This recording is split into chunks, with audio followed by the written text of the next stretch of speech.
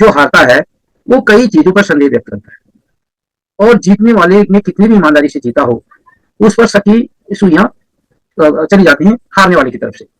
परंतु जिन जिन बिंदुओं पर वो शक कर रहा है उनका जो जवाब मजबूती से, जो भी जिससे भी सवाल होता है उसको रखना चाहिए, परंतु टाल मटोल उन शकों को एक मजबूती देती है। महाराष्ट्र की विधानसभा में हो गया, जहां सारे जो मीडिया था या जानकार थे वो नेक टू नेक वहां पर टक्कर बता रहे थे, दिखा रहे थे, और जो वहां की समस्याएं थी वो उनको बीजेपी गठबंधन को चुनौतियां दे रही थी। और जहां लाडली बहना जैसी स्कीम बीजेपी गठबंधन ने लॉन्च की थी उसका थोड़ा सा उनको कहीं कहीं पर फायदा मिलता हुआ दिख रहा था। और देखिए सुनामी बीजेपी गठबंधन की आई, और सवाल उठता है पहले कि ऐसी क्या चुनाव आयोग को परेशानी थी जो बार बार एक बात हो रही है, भारत सरकार कह रही है कि वन नेशन वन इलेक्शन, तो भारत के जो 4 राज्य हैं जिनमें एक साथ चुनाव क्यों नहीं करा पाया। दूसरा, जो वहां पर जो काउंटिंग में जो प्रिजाइडिंग ऑफिसर थे, जो इंचार्ज थे, वो क्यों शिकायत नहीं सुन रहे थे। तो एक तो मतों का वेरिएशन भी अभी सवाल बना है। जब 17 सीट भर जाता है उसके बाद जब पता चल जाता है इतने वोट पड़े तो फिर वोट में वेरिएशन क्यों होता है, ये भी एक सवाल बना हुआ है। महाराष्ट्र का फैक्टर था कि वहां पर शिवसेना तोड़ी गई, एनसीपी तोड़ी गई, फिर उसको चुनौती देने के लिए वहां का राज्यपाल की भूमिका, उसके बाद विधानसभा अध्यक्ष की भूमिका, फिर चुनाव आयोग की भूमिका, फिर कोर्ट की भूमिका, ये सारी चीजें जो भूमिकाएं अदा की गई केवल उनको मजबूत करने के लिए, तो वो फैक्टर भी यहाँ पर काम करना था। और कहीं उन सब की फजियत ना हो जाए उसका भी यहाँ पर सवाल सामने आता है।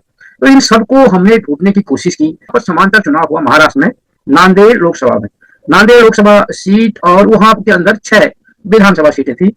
वहां पर चेक करने की कोशिश की क्या जो ये साथ साथ इलेक्शन हुआ और जो आरोप लग रहे कि मशीनें बदल दी गई, सारी चीजें गड़बड़ हुई, कुछ ना कुछ दिक्कतें हैं, तो वहां पर चेक करेंगे, क्योंकि अगर जो गलत कोई करेगा तो फिर वो गलती वहां भी उसके रिपीट हो जाएगी, क्योंकि वो सफाई नहीं दे पाएगा जो सही ओरिजिनल काम हुआ होगा। तो उसको परखने की कोशिश हमने वहां पर उन 6 विधानसभाओं और नांदेड़ लोकसभा को मिलाकर करने की कोशिश की। वो हम सारा इस वीडियो में डिटेल से बात करेंगे। वहां से क्या निकल कर बाहर आता है वो आपसे इस वीडियो में चर्चा करेंगे। आप इस वीडियो को अंत तक देखें। नमस्कार, मैं नंदन सिंह बिष्ट, आप देख रहे हैं इमेम दस्तावेज।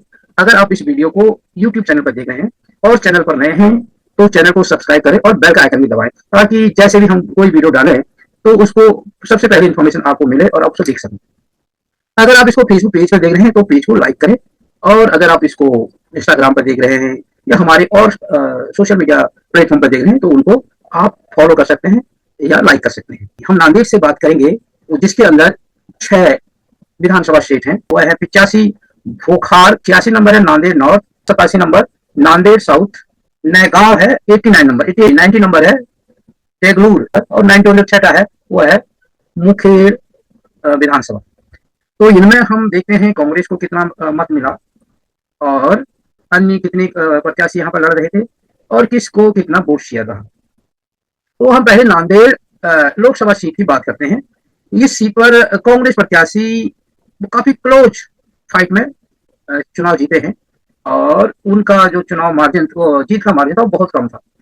और कांग्रेस प्रत्याशी को यहाँ पर जो वोट मिला वो मिला 5,86,788 वोट मिले, और जो बीजेपी प्रत्याशी को है उसको वोट मिला 5,85,331 वोट। क्लोज फाइट था। और एक और प्रत्याशी हैं, ये वंचित बहुजन अगाड़ी पार्टी कोई है, 80,179 वोट।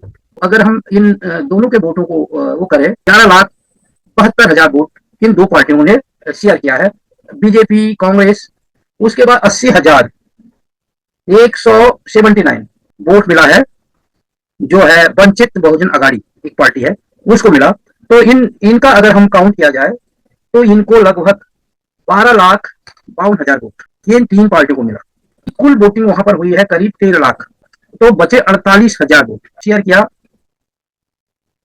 बाकी पार्टी, और एक नोटा को भी करीब 3,000 वोट मिले। तो ये तो था लोकसभा का।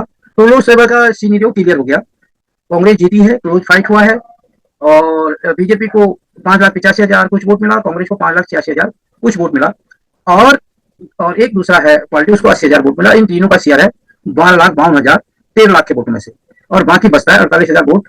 उसमें से 3,000 नोटा को पड़ा और 45,000 वोट बाकी 17-18 कैंडिडेटों ने आपस में शेयर किया। अब हम बात करते हैं विधानसभाओं की। बोकारो में पड़े हैं 2,32,089 मत टोटल। उसमें से बोकारो में जो कांग्रेस को मिला वो मिला 82,636 वोट मिला कांग्रेस को, और जो बीजेपी को मिला 1,33,187 वोट मिला। वंचित बहुजन पार्टी है, उसके प्रत्याशी को मिला है 8,872 वोट। 86 है नांदेड़ नॉर्थ, 2,20,741 वोटिंग हुई, उसमें कांग्रेस को मिला 79,682 वोट, और यहाँ पर शिवसेना शिंदे का जो 83,184 वोट मिला।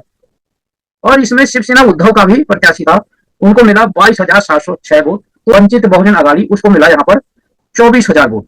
87 नांदेड़ साउथ, यहाँ पर 2,04,241 वोट कुल पड़ा, जिसमें कांग्रेस को मिला 87 2,58,313 वोट।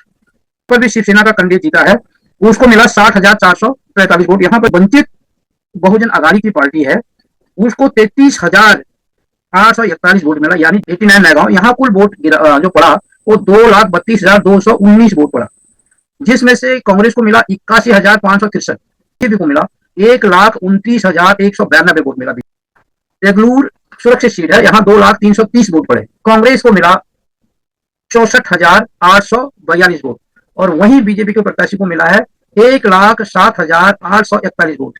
वंचित बहुजन अघाड़ी उसको 5,403 वोट मिले। मुखेड़, यहाँ कुल वोट पड़े 2,18,554 वोट। यहाँ पर जो बीजेपी को मिला है वो मिला 98,213 वोट, और कांग्रेस को मिला है 60,429 वोट। जो संदेह होता है वो थोड़ा गहरा जाता है कि ऐसा क्यों किया मतदाता ने, जब वो लोग बीजेपी को कैंडिडेट को वहां पर चुन रहा था विधानसभा के लिए, तो उसी मतदाता ने उसी समय वोट किया और कांग्रेस को कर दिया।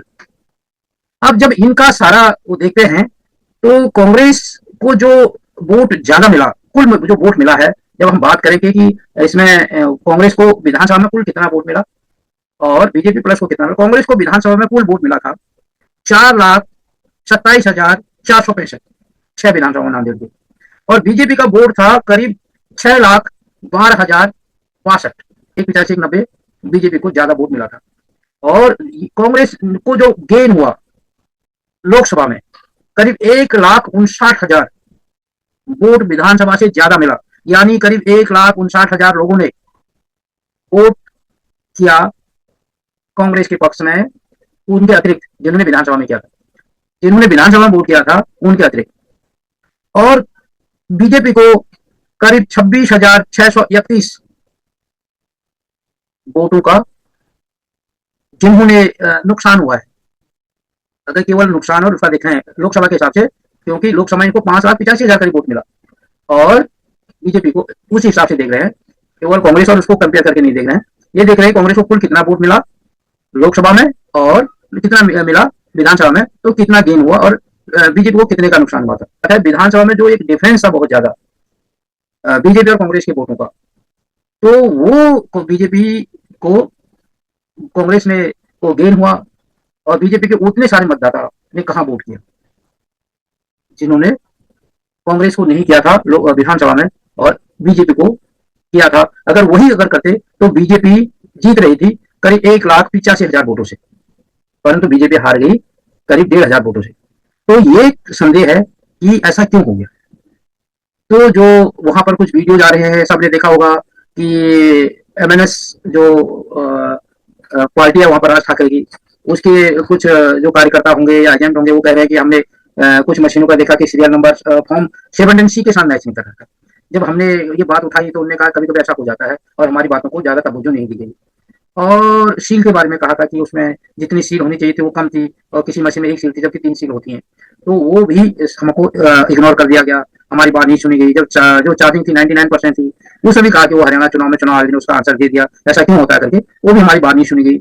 इसके अलावा कुछ जो उसके थे एमएनएस के ही जो कुछ प्रत्याशी थे, उनका ये नहीं कहना था कि हमारे घर में 4 वोट थे और मेरे को अपने बूथ से केवल 2 वोट मिले, जबकि हमारे घर में 4 लोगों ने वोट दिया, तो इसका मतलब क्या होता है। ये सारी चीजें संदेह के ऊपर जाती हैं। वोट जो पड़ा इसमें लोकसभा में, वो मैंने बताया था 13 लाख करीब वोट पड़ा, और जो वोट टोटल पड़ा विधानसभा में वो पड़ा है 13,08,174, तो ये भी एक सवाल है कि 8,000 वोट कैसे कहां बढ़ गया? क्या 8,000 लोग ऐसे थे जिन्होंने विधानसभा की वोटिंग में तो वोट डाला पर लोकसभा में नहीं डाला, या फिर ये क्या गड़बड़ है? ये भी एक सवाल है। और दूसरा, जो वोट बटा कांग्रेस, बीजेपी और जो था बहुजन वंचित बहुजन अगाड़ी पार्टी, इनका मैंने बताया था कि ये 13 लाख में से जो वोट पड़ा लोकसभा का 13 लाख, उसमें से 12.5 लाख 52,000 वोट ये ले गए, बचे 48 में से 3 लाख करीब वोट न 3,000 करीब वोट नोटा को पड़ा। तो 45,000 वोट था जिसका शेयर होना था।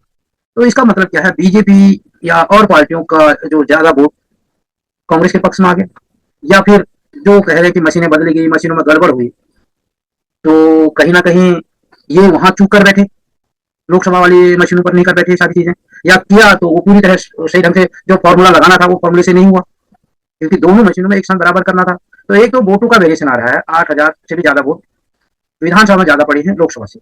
दूसरा, बीजेपी और कांग्रेस का जो विधानसभा और लोकसभा सीटों का वोटों का जो डिफरेंस है, वो 1,85,000 वोट बीजेपी को ज्यादा मिले, और जब लोकसभा सीट में वो हार जाती है 1,500 वोटों से। तो ये सारी चीजें समझनी पड़ेंगी जनता को होगी, अगर ये चाहते हैं कि देश में एक स्वच्छ प्रजातांत्रिक प्रक्रिया हो। तो वोट सही ढंग से पड़े, वोट के बाद काउंटिंग सही ढंग से हो, मशीन ना बदलें, ऑन करते समय वो चार्जिंग कितना था, सीरियल नंबर क्या, वोट कितना पड़ा और बाद में वोट कितना, ये इन सारी चीजों का अध्ययन करना पड़ेगा। तभी ये स्वच्छ जो प्रजातांत्रिक प्रक्रिया है वो हो सकती है, और ये सारे सवालों का जवाब मिल सकता है, कौन सही है कौन गलत है। परंतु जब हम ये सारे विधानसभा लोकसभा में गए तो इतना बड़ा जो चेंज आया, जो बीजेपी का वोटों का नुकसान हुआ, वोटों का अगर नुकसान देखा जाए तो टोटल वोटों के हिसाब से तो बीजेपी को ज्यादा नुकसान नहीं है, परंतु इसमें क्या दिख रहा है कि आधी जो दिख रही है, स्विंग जो दिख रहा है वोटों का, वो कांग्रेस गठबंधन के पक्ष में दिख रहा है।